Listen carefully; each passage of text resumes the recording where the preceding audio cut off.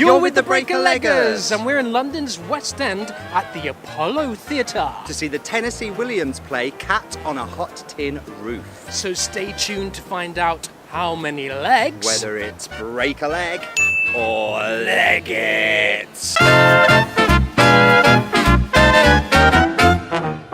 Before you go any further, to make sure you've always got your finger on the theatrical pulse of theatre news, reviews and interviews, hit the subscribe button now.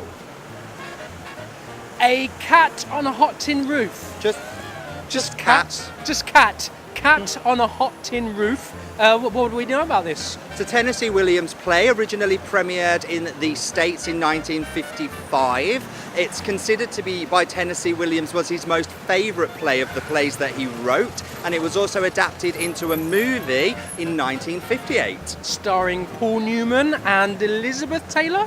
Absolutely, massive stars in their day. This cast, however, comprises of Sienna Miller, who we know from... She was in the movies Layer Cake and also American Sniper, maybe best known as a model, and Jude Law's ex. Also we have Jack O'Connell, who I recognise from Skins, Channel 4 Epic. And he also did the movie This Is England. And who else do we have in this cast? We also have Hayley Squires in the cast, amongst others. Now, Hayley, you might remember, had a little cheeky interview with us during the Pitchfork Disney that we reviewed a few months ago, and you can see just up there.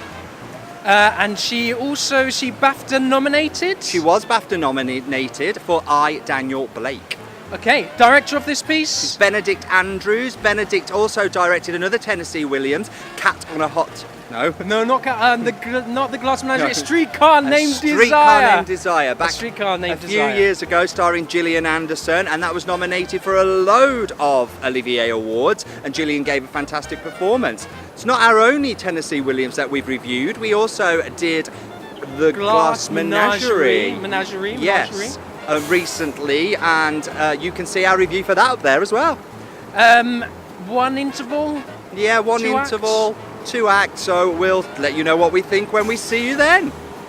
We've come to the interval of Cat on a Hot Tin Roof, which means it is time for the Break-a-Leggers 30-second interval breakdown. Go! So, what do you think of that so far? I can tell the writing is really good. It's a very interesting story. The problem is the first half an hour is pretty much a monologue, and it has been delivered by an actress who I am not completely sold of. Nice cat-like character, but I'm not getting much of it. How about you? I'm finding it really frustrating, actually. As Nathan said, it's clearly all in the text and delivered by a fantastic set of actors. This could be a sensation. Unfortunately, it's all star draw and no ability at the moment, and it worries me going into the second act.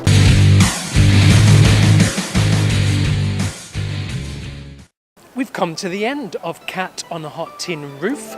How did you find that? For me personally, the strength of the text is overwhelming. I think it's undisputable to say that Tennessee Williams is possibly one of the greatest modern American playwrights. His characters have so much depth. They have so much of a journey, so much to interpret and go through, but unfortunately, because of that wealth of and dimension of character that the script provides when it comes to Tennessee plays, you need a bloody good cast to deliver and interpret that text, and in this production that is seriously lacking. Yes, I agree. I think that there are some very strong monologues in their own way, pages and pages worth of monologues from the dad figure and from the wife figure, but it lacked something. Luckily, the staging made up for it. For me, I thought it was very dynamic, contemporary staging. The themes of the staging being a nice concept. It almost sounds a bit bad, isn't it? Saying, but well, the set was good. Yeah. It's kind of what you say, isn't it? But I mean, the set was good, and the staging was very contemporary. But I missed the subtext. There's almost so much in what isn't said, or why are you saying what you're saying, or why are these characters talking to each other?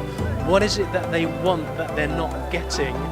That was missed for me, and that's where it fell down, and I could tell that it was there and it wasn't played with. It is all about subtext, and it's an actor's responsibility and a director's responsibility to actually guide the decisions that are being made from an actor's choice as to what's in between the lines and delivering the subtext, and it didn't feel like the actors in this had the capability to do so. I'm almost a little bit angry with the director of allowing Tennessee Williams's fantastic play to be put in the hands of these actors, which are just star potential and absolutely lack the ability in any sense to bring bring out from the text what is actually meant to be, and how an audience is should be being made to feel. You may as well just stay at home and read it. There's no point in those actors being on stage. Yeah, I think it lacked a certain amount of passion. It lacked a certain spectrum of performance. I felt a lot of the characters were A, B, C, D, E. Not the characters, it's not in the writing. No, the characters that were performed, how they performed the characters were lacking a large amount of variation. They were the same. Once I'd watched them for a couple of minutes, they never grew really any further. On the plus side, I guess Jack O'Connell was naked for pretty most of it, most of the first act, which it made it quite edgy. Yes. And I'm all for edginess. It added to that very contemporary feel, adding to the nudity. You also, Sienna Miller gets totally naked as well, so there's something in it for the heteros or you lovely lesbian viewers out there. There's nice bodies on stage to look at. Clearly people that spend a lot more time working on their physique than their technique when it comes to acting.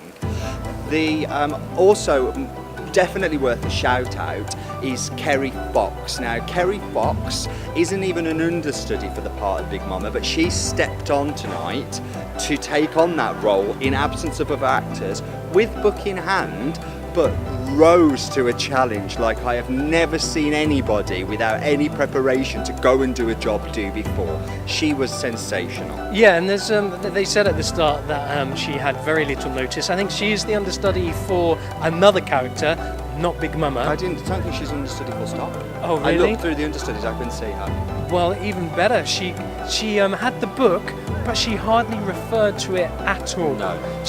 While she was delivering her lines, she was out, she knew exactly what she was saying.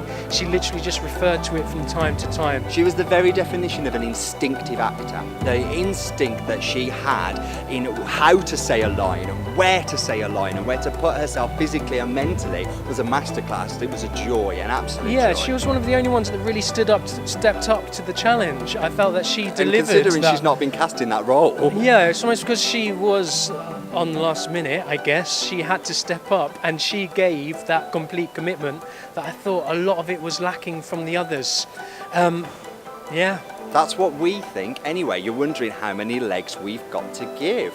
So for Cat on a Hot Tin Roof here at the Apollo Theatre, we are going to give just two legs. 2 legs for this one. The piece is fantastic. Tennessee Williams is right, is beautifully detailed. Lots of potential in there. So much potential.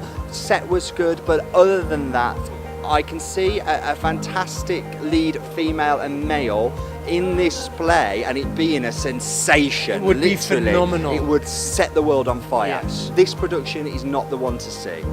No. I would like to see it with another cast. I did like the staging of it, some really, really nice modern staging. This could have been absolutely fantastic, in fact. In the right hands. Had they just got the cast right. Yes. And I do agree. I think it's more of the names and the cast underdeveloped. It's a massive Very integrity thing for me. I think that the director and producers have sold their integrity up the river to get a fantastic name, but sacrificing Tennessee Williams's play and their integrity in the process just to get bums on seats. It's a little bit shameful. Well, that's what Simon thought. What did you think? Let us know. Leave us a message, Follow us on Twitter. share, Like. subscribe. We're the Breaker Leggers, and we'll catch you again soon. Bye.